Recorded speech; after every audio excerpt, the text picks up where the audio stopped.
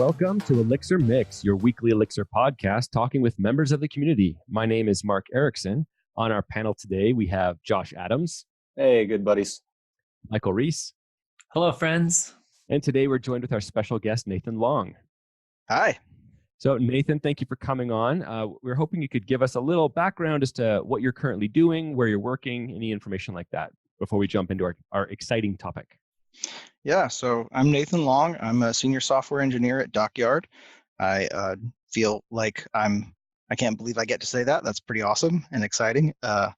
So somehow I have ended up there.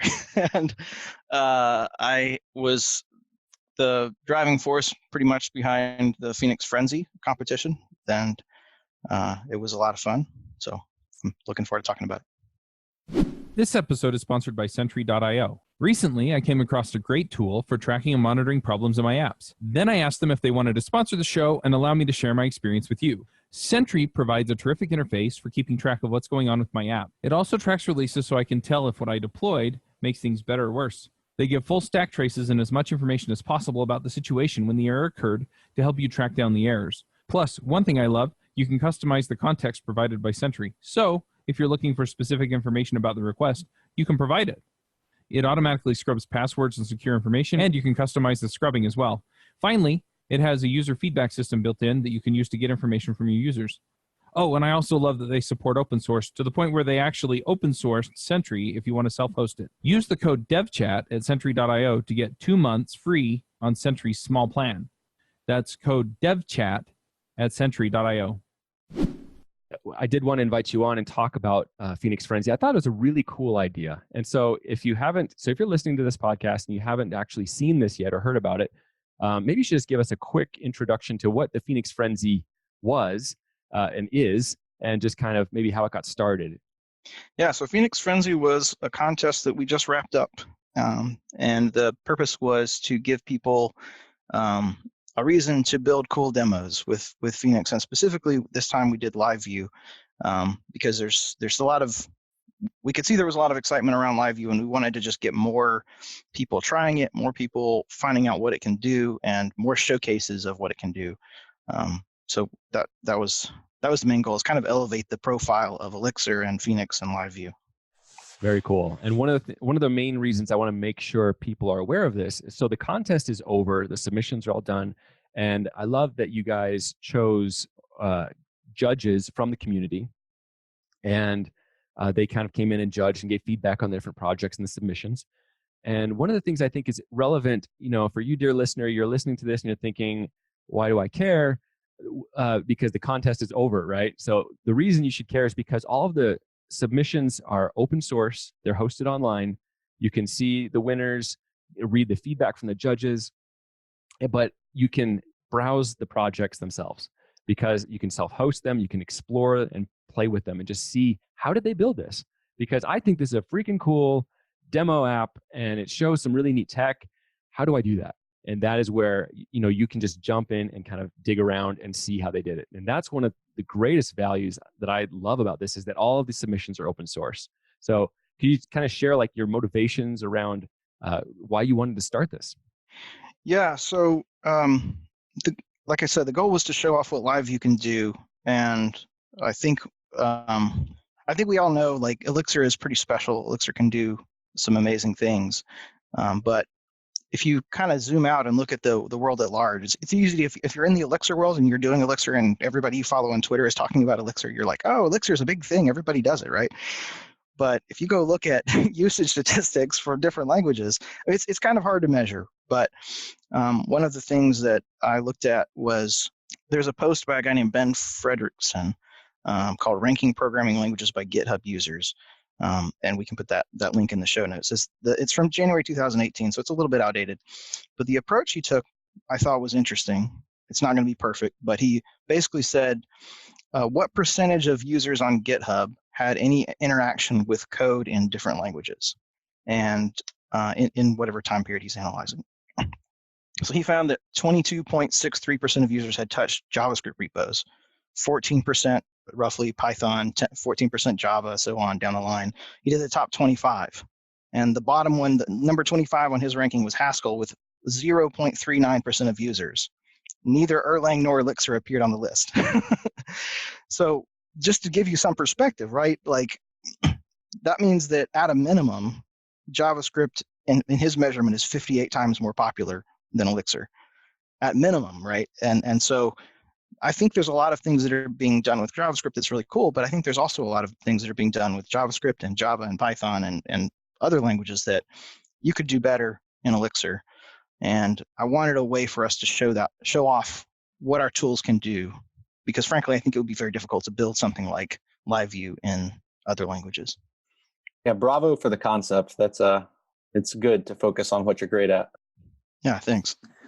I'm interested, as you guys were putting this together, it seems like this kind of raises Elixir's profile in two specific areas. There's sort of like all the people who are incentivized to build a demo, and that means them and maybe their friends or other people they're connected to on Twitter or things kind of hear about Elixir and specifically about LiveView. You also maybe have companies who are like, oh, well, what could this, like, how could this solve my problem? Or maybe it's an engineer trying to tell their company that LiveView can solve this problem. Were you focused on one side of that equation or the other? No, not really. I mean, really all of the above.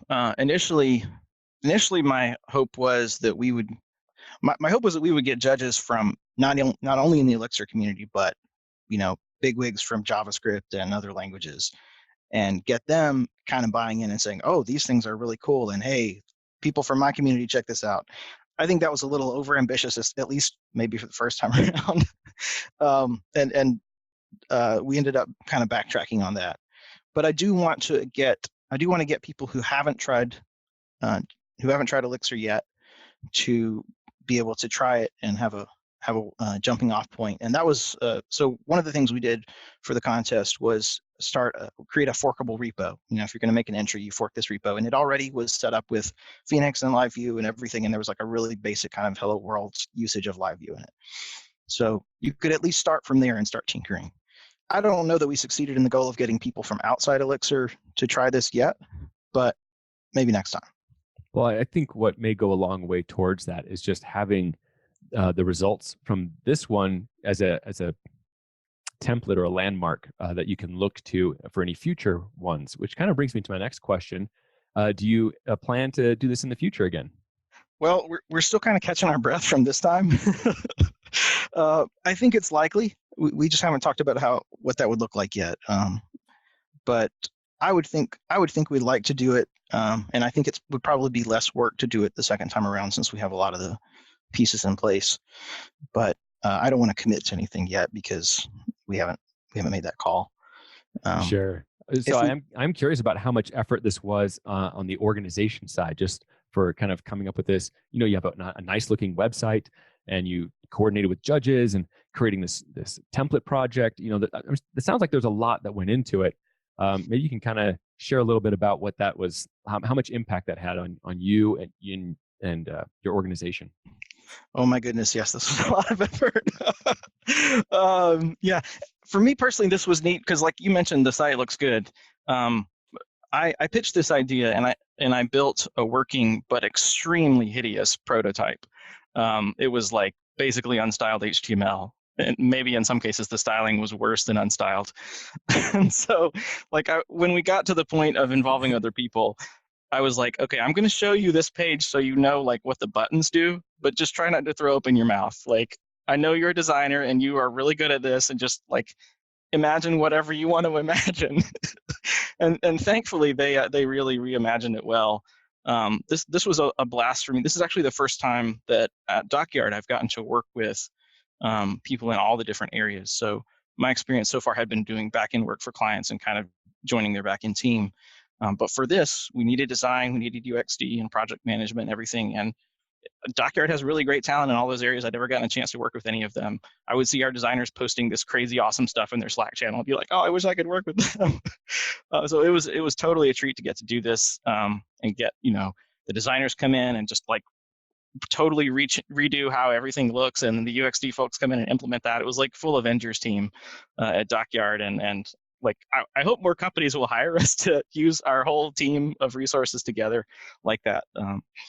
But the tough part of this was we were all squeezing it in. we do client work at Dockyard Monday through Thursday.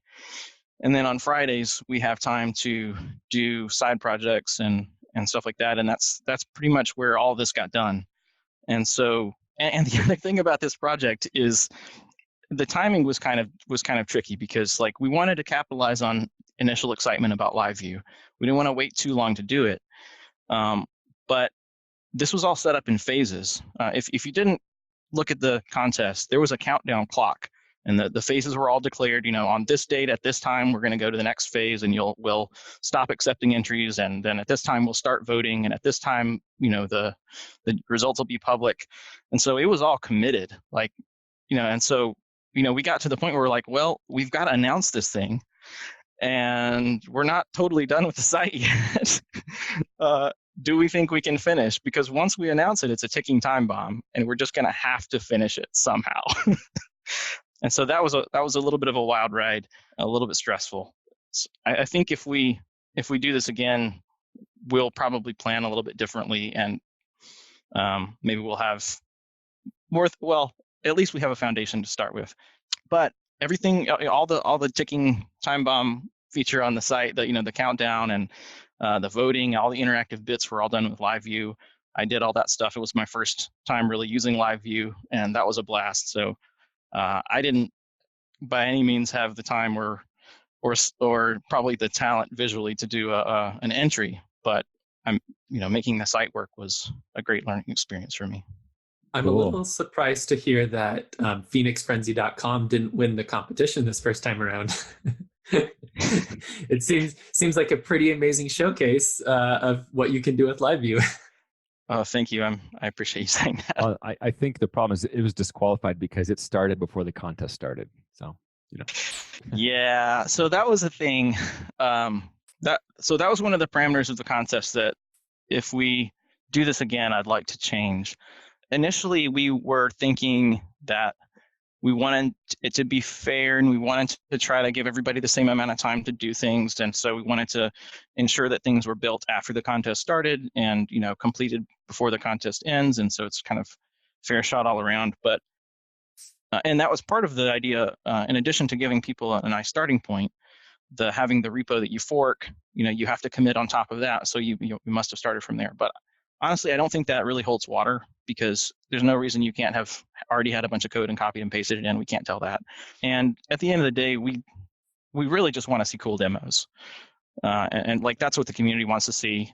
And that's what's going to be of value to show off. So, and we actually had to disqualify a few people. I really, really hated it, who started earlier. And we didn't want to put people who did follow those rules at a disadvantage. But it was just, I don't want to do that again. I would much rather just say, look, if you want to build something cool, you can enter it, and we're going to accept it and let everybody see it. Well, now might be a good time to talk about some of the submissions that you felt really stood out. Yeah, absolutely. I was in such a frenzy to finish the site that I hardly looked at any of the submissions until it was all over, other than just like cursory glances to say, like, did they in fact use live view, and is this offensive anyway? But so the winning entry, the one that got first place, and by the way, this is all by community votes. We did have, I should back up and talk about this a little bit. We had some judges, some VIP folks from the community who we invited to come and leave comments, and their comments are marked as, this is Chris McCord. It's got a little VIP badge or whatever. But the winners were determined 100% by community votes. And one of the features that I'm proud of that you probably wouldn't have noticed in the site is when you loaded the voting page with all the entries that had been approved for voting, it was in a random order. And every time you reloaded that page, it'd be in a random order. I had to do a little bit of trickery so that when you upvoted or commented or whatever, which causes live view to re-render that page, it didn't reshuffle them. But if you actually do a refresh, it would reshuffle everything. And it was truly random. I wanted to make sure that nobody was going to get a boost in popularity just by the fact that they happen to be at the top of the page. So everything was by community vote. So the top entry that got the most votes was called GeoRacer, and it's a mobile game. You walk around and you define geolocations, and then people can compete to visit all the waypoints before the other players. It was really impressive work. Zach Kaiser, I think is how you say the name of the main developer on it. And there were some others on his team from a consultancy called Gaslight. And by the way, I think it's really cool, even though I work for Dockyard and we're known for Elixir. I'm really excited to see more consultancies picking up Elixir and championing that they're doing that. I think that's great for the health of the language. And if a company's considering doing Elixir, they have options, and they're not going to feel like one company owns the whole thing or has it all kind of in their pocket. Here. Yeah. So yeah, I went to Gig City Elixir recently. I saw several other consultancies that were doing Elixir. I was like, yeah, fist bump, awesome. Keep it up. Elixir Casts create screencasts that cover a wide range of Elixir and Pheonix topics. Each episode tackles a specific problem or explores a new library, demystifying it in a language that's easy to understand. Whether you are just starting with Elixir or are using it professionally with 100 plus episodes, there's something for you. Go check them out at elixircasts.io. But this was actually a theme in this contest. The top 3 entries all were kind of associated with consultancies. So the second one was Elixir Console. Got second place. It lets you type in Elixir code, see it evaluated in the browser, and you can click on click to see documentation on how things work. That was built by a developer named Noelia and some other people from a team in YWorks. That was really cool. And then I love this one. It got third place, but it was probably my favorite. It was Ground Control to Major Tom. This was built by Josh Price from Alembic, which is another consultancy. And it's actually a flight simulator. I couldn't believe it. Somebody did this. That lets you fly around Sydney Harbor. It's got a map. It shows you where you are. It's got instruments that show your speed and your altitude and your direction. It's got a first-person camera view as you take off and fly.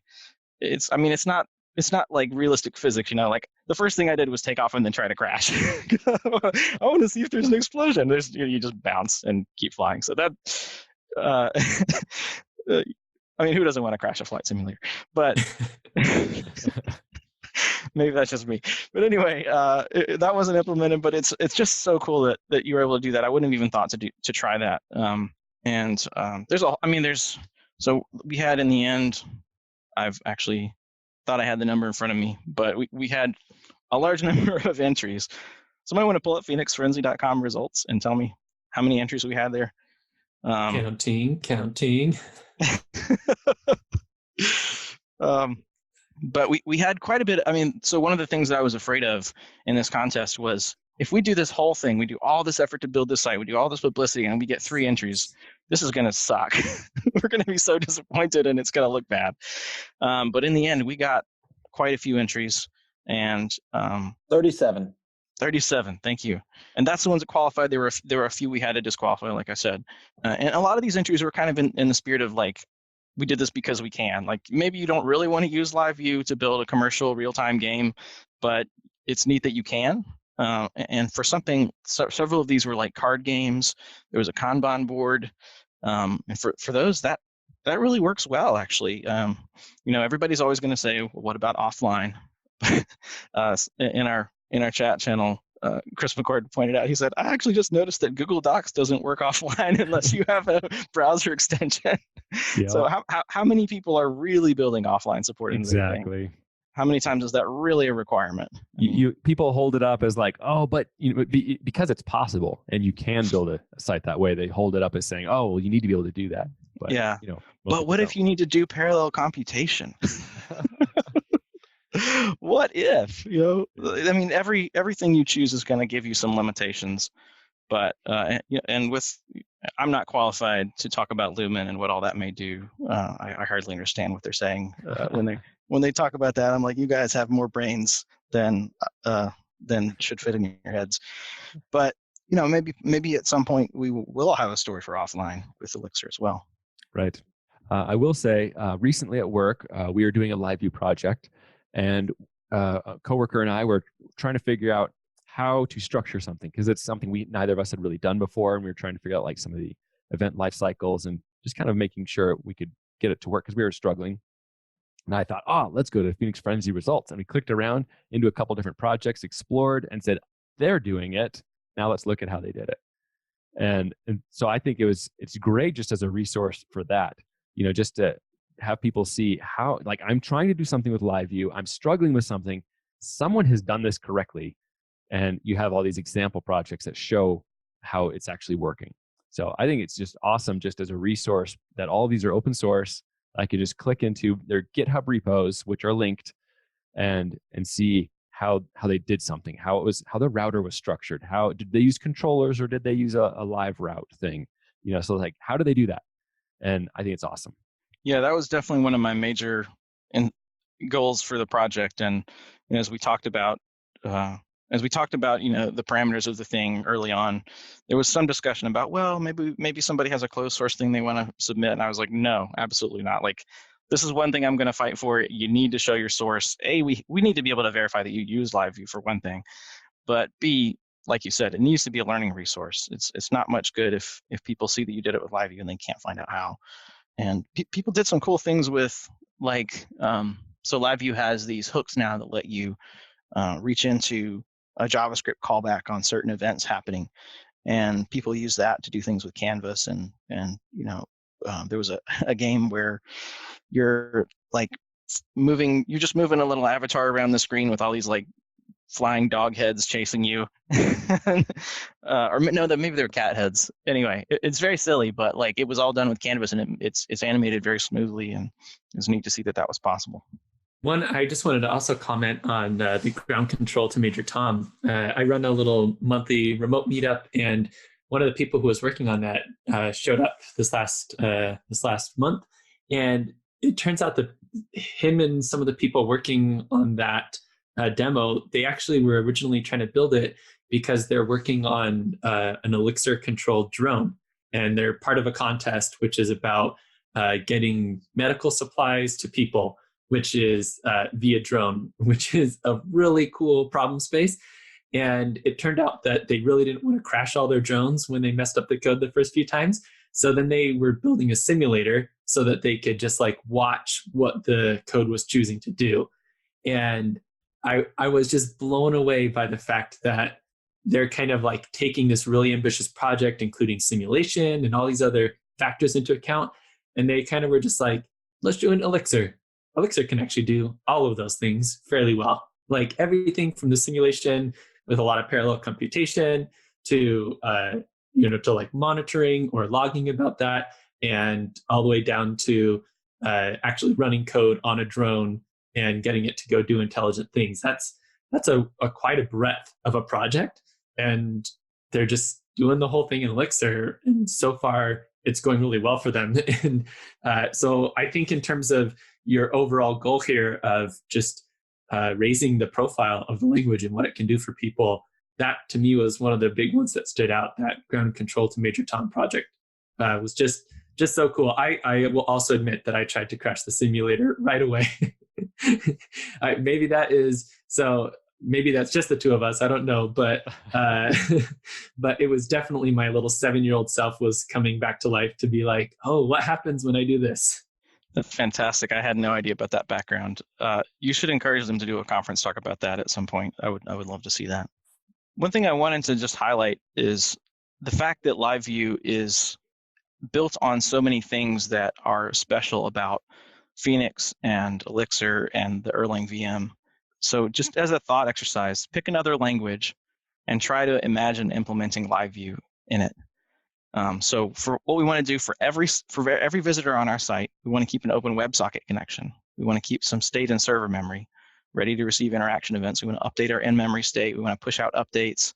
This all needs to be at high enough speed. We can do stuff like autocomplete as a user types, or let multiple users draw on the same whiteboard.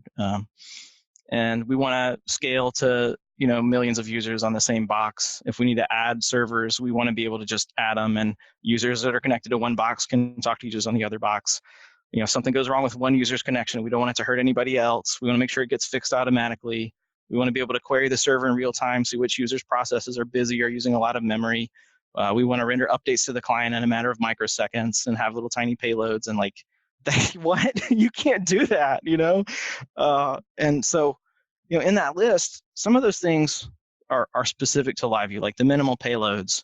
Jose did some really cool stuff with leaks to track diffs in a template and send down tiny tiny diffs to the client. The server-side state, the WebSocket support, sharing data across servers with PubSub, that's all part of Pheonix channels. That's been in Pheonix for a while. That's was part of Chris's initial vision for Pheonix.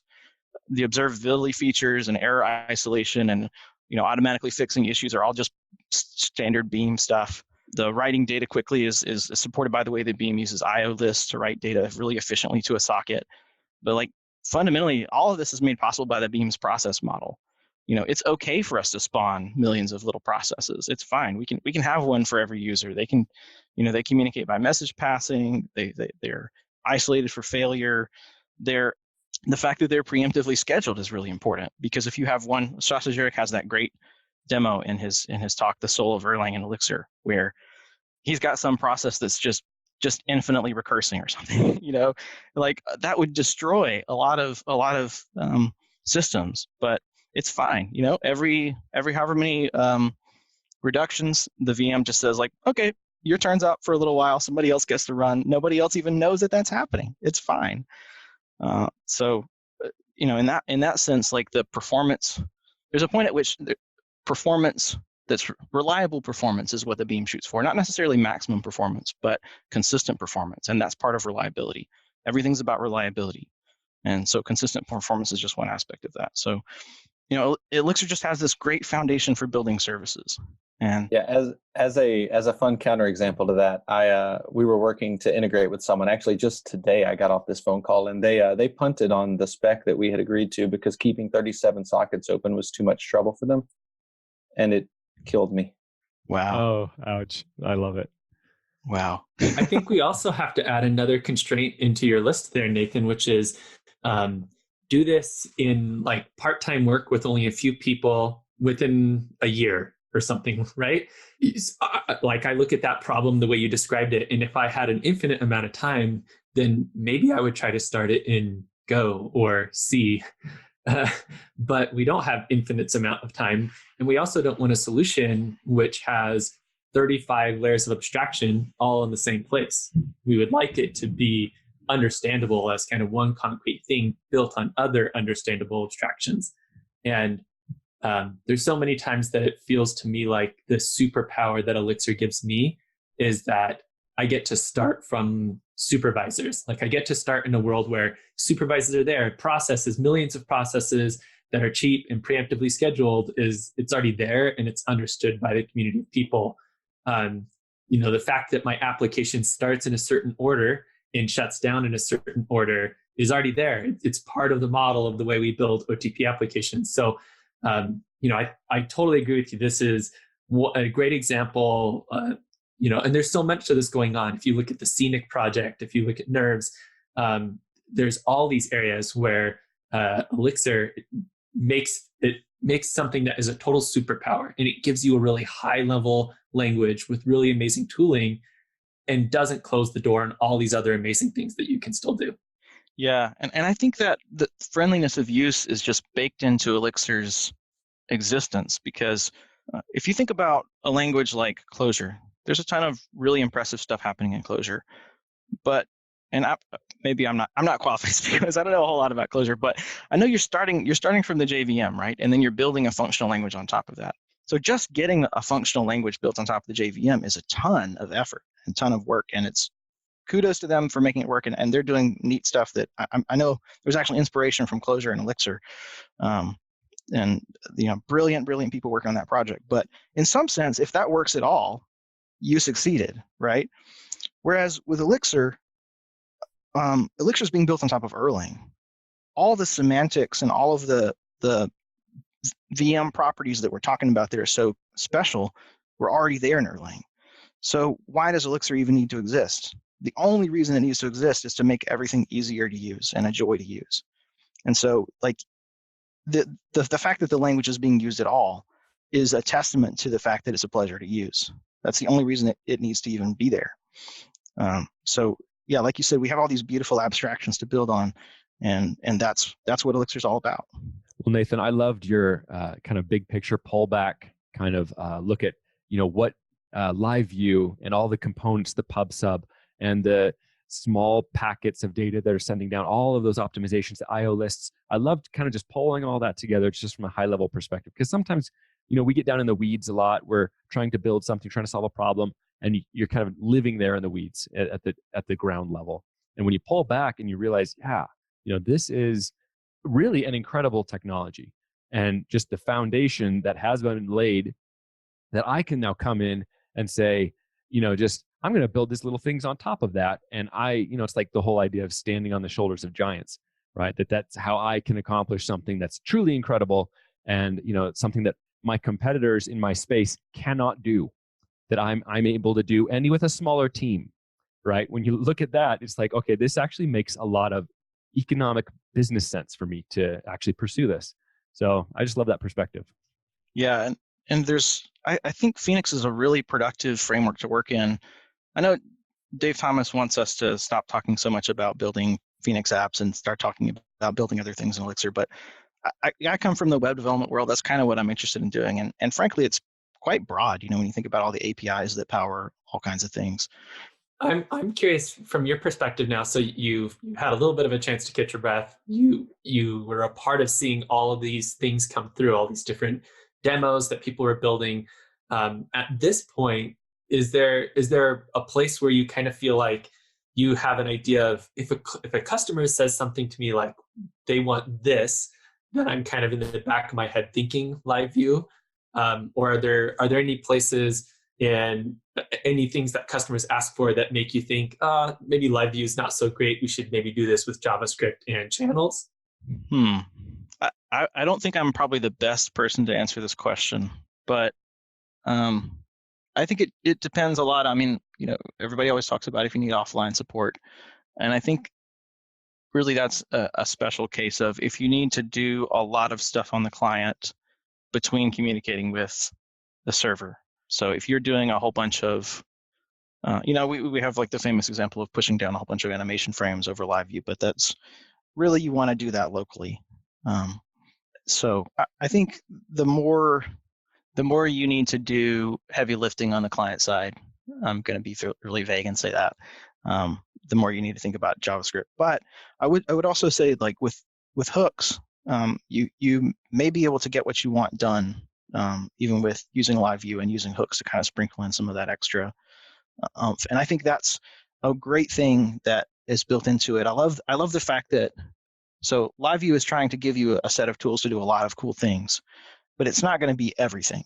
There's always going to be some case that you can't handle. It's very similar with Ecto. Like Ecto can handle almost all the queries you want to do, but there's always going to be something that you want to do that's special, that's really advanced query syntax. And they both give you escape hatches. So you can always drop down a lower level and use straight up JavaScript, use straight up SQL.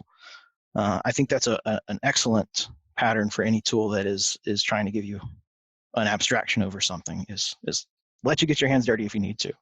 So I guess my answer is like, so I'm biased, Elixir is my tool set. It's very hard for me not to want to reach for a live view to do something, but I would reach for it. And I'll say this, I've been a part of multiple projects that use React or something along those lines. And I think all of them should have used live view if it had existed at that time. Because the stuff they were doing was pretty light. It was, we want to have a little bit of dynamism sprinkled on top of what's basically a REST site. And I just think so many of those projects could save so much time if they were using something like live view instead. One of my favorite communities to get involved with these days is the Angular community. There are so many great people there. We've had a lot of them on Adventures in Angular over the last several years. And I really wanted to just highlight people and give you a chance to get to know the flavor and the feel of being around some of these awesome people. We've talked to people on the Angular core team. We've talked to people who have organized the conferences. We've talked to some of the co-hosts that I've had on Adventures in Angular. Nowadays, Aaron Frost is running the show and he's doing the same thing. Typically, he's been doing it at conferences lately, which is a lot of fun. But you get to hear what these people are about and why they care and how they get involved with other people in the Angular community. So if you're looking for that connection in the Angular community and a way to really understand the people who are involved in the Angular community, then go check out My Angular Story. You can find it at myangularstory.com. Yeah, the worst is when someone says, hey, we need a little bit of stuff that updates in real time. And the response is, let's scrap everything and build a single page app.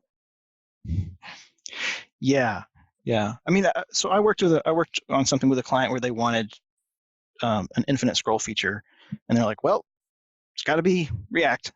And I was like, oh, yeah, but you could have just a sprinkle of JavaScript where you scroll down and then it requests more HTML from the server, and that would work fine. So I think sometimes people reach for those tools. It's not that they're bad tools, but it's like, what you needed was a handsaw and what you got was a sawmill. I will forever defend accepting a 30,000 line React application to avoid including the jQuery dependency, though. Yeah, I mean, you go back to prototype.js, that's even better, right? Just kidding. But yeah, I think that is totally true, right? Like that so often we do have these things where we do want a little bit of dynamic, something brought into our website. Like we're just doing this website project at work. It's at LiveView. We're a small team, and we actually view LiveView as a competitive advantage in a way. But basically, because we're a small team, we don't have a dedicated JavaScript, front-end developers who they really know JavaScript. That's where they spend all of their time, so that they can keep the build chain up to date and actually working. So like when a new version of Webpack comes out and everything breaks, like they actually, I deal with this all the time. I know exactly what to do. We don't, because we don't deal with that all the time. And so like we're actually in the process of converting like React and Vue.js projects into LiveView. And so like one of the things I should mention here is there is some very exciting stuff happening in LiveView that's on the master branch. It's not released yet. We haven't talked about it yet. We have a guest lined up who's going to be talking about what they're doing, and it's exciting stuff. It's basically, if I were to sum it up, I would say it's like React style or Vue.js style web components in LiveView.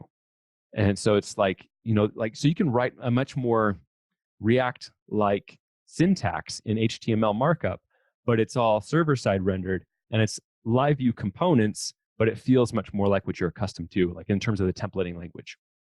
Really exciting stuff. So I look forward to when we can talk about that.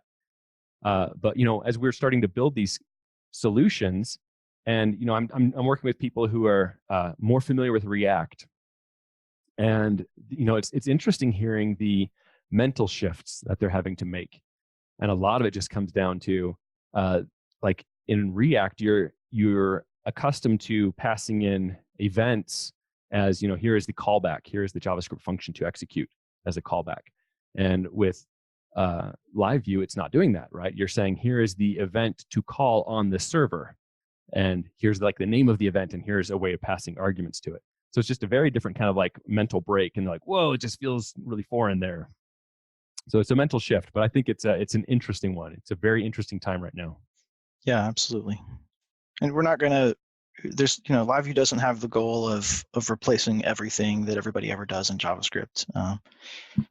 But I think it's your use case, like you're talking about, you don't have specialists to do the JavaScript front end stuff, and you don't feel like it's complex enough that you need that. If you were building Google Docs, you probably would want that level of specialization. But the web stack is so complex now. There's so many parts, and anything we can do to simplify and allow one person to do more, or one set of skills to stretch farther, is great. It's it's the same reason why if I'm implementing a site that has everything can be done in Postgres, and then they're like, we need some full text search, I'm going to be like, well, before we reach for Elasticsearch or something else, let's see if we can do what we need in Postgres, because one less tool means a lot less complexity. And it's not always going to be sufficient, but if it's sufficient for your needs, you're going to love having fewer things to deal with. And I think it's the same case with front-end frameworks or anything else. Exactly. So I am curious, though, now with Pheonix Phrenzy behind you, you're like able to take a breath, kind of recoup. Do you feel it was a success? Yeah, absolutely. I mean, it wasn't my wildest dreams. My wildest dreams would have been that, that people from other languages were all saying, well, we give up, we're switching to Elixir. uh, uh, that's putting it too strongly. You don't have to pick one, right? You can use more than one language. Right. But I would have loved to see more interest from outside the community. But from the perspective of just participation and excitement, it was a success, and it was really great to see all the cool stuff people built. It was great to see people's excitement about it, and it is really nice to have this whole repository now of examples. If you're doing things with LiveView, you can see, how would I use SVG? How would I use the canvas? How would I animate something, or whatever the case is? You've got a lot of examples to look at. I'll just quickly say, from my perspective, one of the hardest things for me in thinking about LiveView or trying to be a proponent of LiveView for an engineering project is that the answer to so many questions is we don't know. And upfront, if you ask the business like, oh, are we going to need this kind of thing? Or are we going to need that? They're just going to be like, we don't know. We just need it to be flexible so that we can change our minds in the future. That's very often one of the most important things. And I didn't have a good idea of what was and wasn't, like how flexible was it? How far can I take this? What edges do I need to watch out for? And being able to have a repository like a Pheonix Phrenzy to say, well, I don't know, can you do Google Maps? And, oh yeah, there's an example doing Google Maps. Oh, I don't know, could I like dynamically render charts? Oh yeah, there's an example doing that. Could I do something that looks sort of like Excel in a browser? Yep, and so it really helps me to have confidence to actually tell someone else like, yeah, that's great. You can totally use it for this project. And yes, just like anything else, there are limitations to how far you can take it, but there's escape hatches, and those limitations are pretty far. They're not like the next feature that you're going to write in most cases. I also would wonder, from your perspective, Nathan, at this point, do you have any other ideas of things that you would like to do or like to see from our community that will help to create some excitement from outside the community or interest from outside of the community?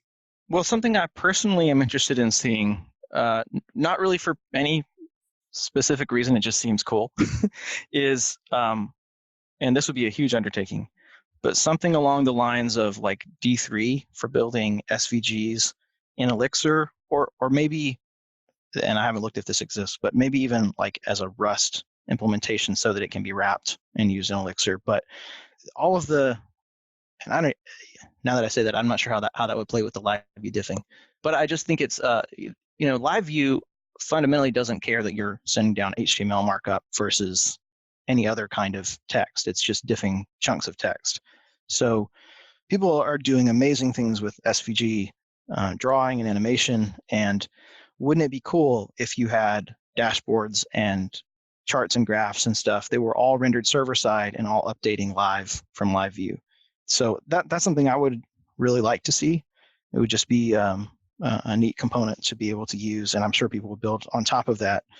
Maybe it would be, you spin up a new Pheonix app and immediately you have a dashboard of charts and graphs of performance or whatever built into it. That'll be awesome. I think there's a lot of other stuff, like Mark was saying, there's a lot of stuff happening in the development of LiveView that I can't really speak to, and I know Chris McCord explained some of those upcoming features to me, and I need it about 3 or 4 times before I understand.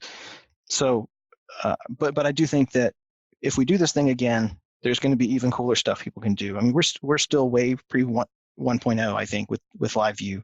So we really don't even know the limits of what it's capable of yet. That's a great place to wrap up that topic, I think. And so, Nathan, thank you for coming on. And you, dear listener, if you haven't already checked out the Pheonix Phrenzy results page, go do that right now. Okay, pause and go do that right now, and then come back and let's go to picks. Josh, do you have anything you can share? Yeah, so I have exactly one pick, and it is the new Kanye West album, Jesus is King, because it's a fantastic album, and I've basically listened to it since it's been released all of the time. Maybe not all the time, but a lot of the time. Nice. Cool. Michael, how about you? One pick this week. So it fits in pretty well with our discussion today. But recently for Hacktoberfest, I was looking for one more thing to do. I had a little side project working on a golf cart and wanted to make a fuel gauge for it. So I made a small library where you could pass it in, and it would kind of like call the functions to add some stuff to your scenic scene. And after I published it, the Scenic Framework Twitter account reached out and they were like, "Oh, it'd be great if you could turn this into a component." And they gave a little bit of the reasons why. And when I started to read into scenic components, it really blew my mind in a big way that what you can accomplish with that. And the fact that something like a scenic component, and maybe in the future we'll hear about things like live view components, putting those inside of a supervised structure gives you some extra kind of cool superpowers that would be really hard to get with just purely functional, just calling down a stack of code. The error isolation and the ability to handle events and to like do some cool things with events that aren't necessarily like your logic for events doesn't have to match exactly the DOM of what you're rendering, if that makes sense. You can kind of have like a separation of a conceptual DOM versus the detailed DOM. And that makes some things really interesting in UI. So I'm not a huge UI person, but reading the docs on scenic components has gotten me really excited. And it's really cool to see these additional branches coming off of the scenic, coming off of the Elixir ecosystem. So just excited for this. Cool. All right. So mine is it's a project that I really find fascinating. It's from alicevision.org. This is something I've wanted to do for like years and years and years, which is, and now you can do it with a smartphone, is basically you can put down a little, like a figurine or something physical and get pictures from all different angles around it. And then it's able to take these photos and kind of do a photo cloud and then create a 3D mesh and texture map it. All the pictures get texture mapped onto it. So you have like an actual, like you can spin around and see that thing in 3D. And then you can go from there, like, do 3D printing or something, or bring it into a game or whatever you want to do. But it's like, that is the kind of thing I wanted for years. And it's like, oh, it's there now. And well, my reason for wanting it is gone now. But I just think it's such a cool tech. I wanted to kind of do it and play with my kids and, kind of like take some of their favorite little toys and go around and then let them visually drag it around and experiment with it in 3D space. So it's a fun one. Just check it out. If nothing else, just kind of be impressed by what you can do and play with some of the demos. All right, that's it for me. Nathan, how about you? Yeah, I've got two picks. One of them is a very specific technical thing to do, which is the same site cookie attribute. If you haven't seen this yet, is very cool. It's not super official, like in terms of the standard being settled yet. It basically shuts down cross-site request forgery, where right now we're saying like, oh, if you're operating a bank and somebody submits a form from some other site, it's going to include their site cookie, and so then you have to have this other token that proves that it's coming from a form that you rendered. All the frameworks have to do this kind of business. Cookies are now browsers are now starting to support the same site cookie attribute. So you set the session cookie, you're just like, hey, don't send this along if the request is coming from another site, period. And it's done. So same site lax, it covers pretty much all your needs with that. I actually PR'd this to Plug. It's not settled enough, and so they wanted to hold off on making it standard and a standard option yet. But it's a very easy thing to add. It doesn't hurt anything if you're using lax, and it's really cool in the browsers that support it. My second pick is a program called Anki. Anki it's ANKI. And Anki is a spaced repetition learning program. So you make flashcards, and you can, and it helps you to study them on a schedule where this is all based on a whole bunch of psychological research, where you basically minimize the amount of time studying you have to do to learn these things and keep them in your memory. So the idea is you learn something, and a few days later you will forget it. So at the point you're going to forget it, it's going to pop that back up to remind you to, re-verify that you know that piece of information, and you score yourself. Did I get this well? Was it hard? Was it easy?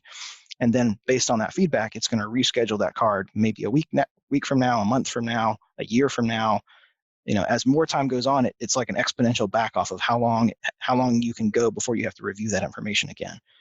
So I'm still trying to figure out the best stuff to actually take the effort to memorize, but I feel like there are things that really I just need to commit to memory so that I'll have those concepts ready in my mind. And one that paid off recently was we were talking about how to build something, and I had forced myself, after having forgotten it several times, I had forced myself to enter into Anki like the different child spec things with like transient, temporary, and permanent, and to be able to say like, oh, this is how this is going to work. If there's an error, then the transient one will be restarted. If there's a normal shutdown, it won't be restarted. And so we were talking about architecture, and I had that on the tip of my tongue. I was like, oh, yep, we want to do this one, and if we do this, then this will work that way. And a lot of things you can just look up in the documentation. I don't need to memorize everything that I can look up, but a few concepts I feel like it's good to just have solidly in my mind. And if I don't make the effort to memorize them, my memory is terrible and I'll forget them. So Anki is great for memorizing stuff. Nice. It looks like there's mobile clients for it too. Yeah, it's all open source. And desktop. Yeah. Yep. It's all free and open source, so it's really cool. Oh, good. You can have images. It's been around for forever, and there's lots of libraries that you can just find places. It's really cool. Nice. See, I should do that with people's faces, because I always forget people's names when I see them. It's like, and then like as soon as I walk away, I'll remember their name. I'm doing it with some code things, but also exits on the loop around the city where I live, because I always forget what's what, and I'm terrible with directions. And so now I can tell you, here's what's on exit 9. Oh, that's awesome. Cool. Well, thanks, Nathan, for coming on. I had a lot of fun talking with you. Thanks for kind of sharing what was going on with the Pheonix Phrenzy project and the contest and the results. And I encourage people to check that out. And if people would like to follow you online or connect with you, where should they go to do that? So you can find articles that I write on the Dockyard blog, dockyard.com/blog. I'm on Twitter at Sleepless Geek, which is a dumb name that I picked a long time ago, but there you go. And I do actually like sleep. And GitHub /NathanL. You can find me in any of those places. Awesome. Well, that's it for today. Thank you for listening, and we hope you'll join us next week on Elixir Mix. Bandwidth for this segment is provided by CacheFly, the world's fastest CDN. Deliver your content fast with CacheFly.